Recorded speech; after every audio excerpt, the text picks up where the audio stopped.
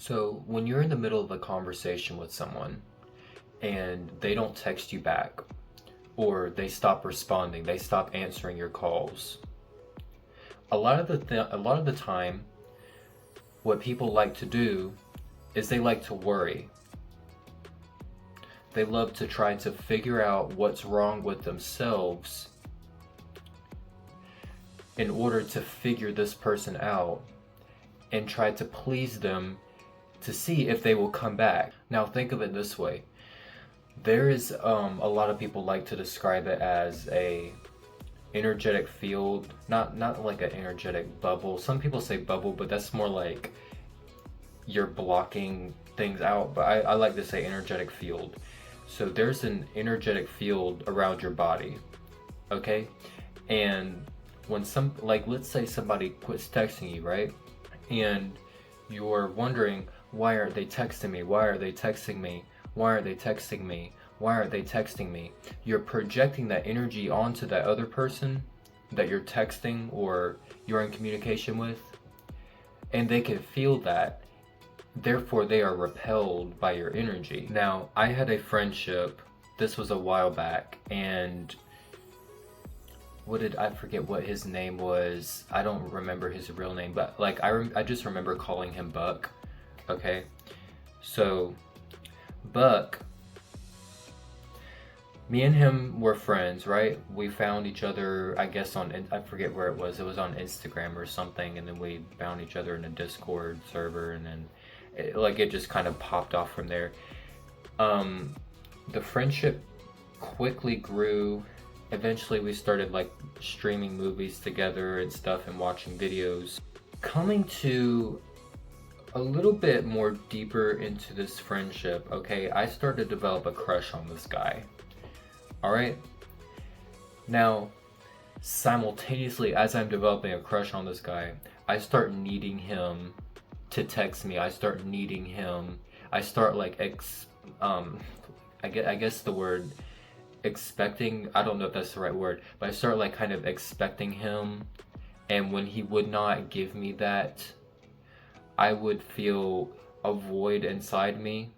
This is a common wound from childhood that a lot of people have experienced, and usually when you show your true authentic self to, not usually, but sometimes when you show your authentic self to your parents or even people in school, either you got shamed for it, bullied for it, or punished for it, etc., and you're taught to suppress that. Or either your parent can direct their attention away from you, and then all that validation that you were receiving is suddenly gone. And this wound can reopen in adulthood with things like this. When we're talking to other people and they don't text us back, we're like, oh, what's wrong with me? We think something's wrong with us, but I'm here to tell you nothing's wrong with you. Nothing's wrong with you. People are waiting for you to get your shit together. People are waiting for you to see your self-worth. Because when you're doing things like that, when you're projecting your energy, they can feel, I'm not worthy, I am broke, I am miserable, I am not complete. They can feel that because what you are feeling about yourself, other people can feel that about you. Because that thought pattern is in your energetic field. And whenever you go around, people can feel that. Now it's crazy. I would have days where I would sort of be in my own frame. Okay, I'd be in my own body, right? And I would go into work. All the assistant managers would be on my ass talking to me. Hey Sebastian, how are you doing? The servers would come up behind a little thing. I don't know what it was. They would look under it. They'd be like, hey Sebastian, how are you doing? There's this girl, Sherry. I love Sherry. She's my best friend. She'd be like, hey, or whatever in her little southern accent.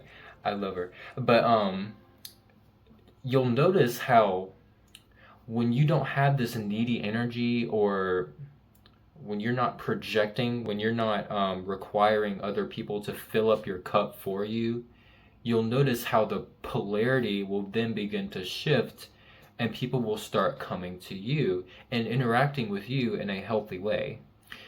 Now, if you're wavering right now, if you're waiting on that person to text you back, if you're sitting up in bed sometimes like I would, waiting for that person to text you back, let me ask you this one question. Do you really believe it is worth wasting all of that fucking time and energy on one person? Do you not believe that there is more to your life than that one person? Now, back to the story, right? When I started to become needy, all right? When I started needing him to text me, I started needing intimate experiences or intimate conversations. I noticed the energy would then shift. I noticed he would stop texting me.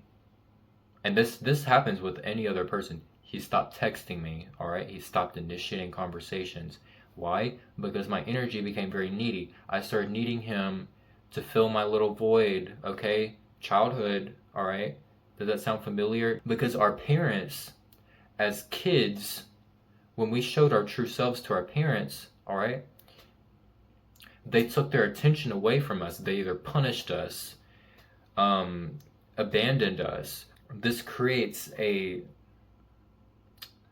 illusional void that we think is there, instead of filling our own cup up and realizing that we are complete as ourselves, and the only person that can make us happy is us. Because this is going to be a tough thing for some people to learn, but nothing outside of you, outside of your brain, can make you happy.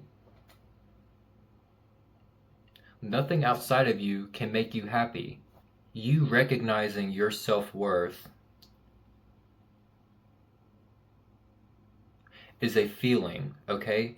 And those positive experiences, those people that come into your life that you're attracted to, or whether it's $100 or whatever, okay, that came as a side effect of you recognizing your self-worth. And this comes not comes, but this is also related to abundance. Okay, if you believe you're worthy of abundance, abundance will be more attracted to you. Now that's a whole nother video, but I'm just saying it does relate to abundance in all sorts of things. It will generally find you more attractive when you see your self-worth. Now I want to conclude this video with one key thing. If you notice yourself wavering over somebody else or a circumstance, I want you to go and do something productive. Like I would go, if I would ever be waiting on a text message, or I would just like sitting in my office chair like I am right now, you know, I'd just be sitting there looking at my phone, my always on display, and waiting for that little blue Instagram icon thing to pop up to show somebody texted me or whatever, and there'll be like this big dopamine hit. But see, really, that's just cheap microwave dopamine. Okay? I want that cooked dopamine. I want it to take a while. I want it to be real, okay? And that's why I love exercise, and I would distract myself with those things because it was way more healthy for me. So, recognize your self-worth. Bring the energy back inside of your own body, okay? Feel your arms, feel your hands, feel your toes, okay? Bring the energy back into your body. This other person or this other circumstance is not the world, okay? It does not complete you, okay? Remember that you're the only person who can make you happy. And it's crazy. I don't mean to keep this video going, but it's crazy how much power we can give people. It's crazy how much power we can give people, because If you're giving all this power to somebody else and you're letting that affect you so badly, you're allowing that to determine your self-worth, that external being or that external circumstance to determine your self-worth. Imagine how powerful you would be if you directed that attention back onto yourself. Now, this is where things really begin to shift. When you bring the power back to yourself, you will notice people will start to interact with you in a whole different way. Now, I don't want to keep this video going. If this video helped you guys, please leave a like. I would appreciate it if you guys left a comment. Let me know what you guys think, and I will see you in the next video.